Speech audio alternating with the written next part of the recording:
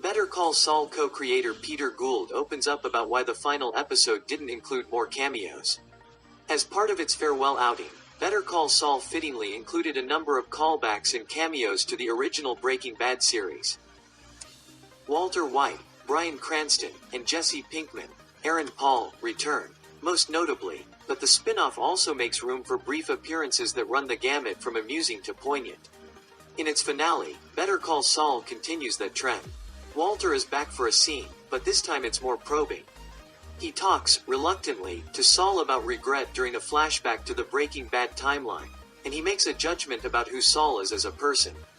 In the post-Breaking Bad timeline, Marie Schrader, Betsy Brandt, widow of Hank Schrader, is also back.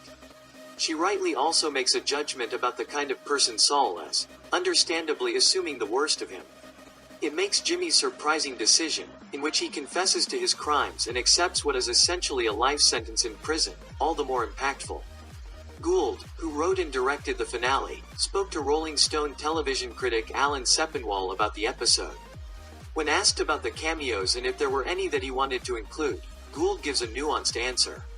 The co-creator mentions some characters that he wished were a part of the finale, including Skylar White, Anna Gunn. But, ultimately, Gould says that he was happy with how the episode focused on 3 significant flashbacks, involving Mike, Jonathan Banks, Walt, and lastly Jimmy's late brother Chuck, Michael McKean.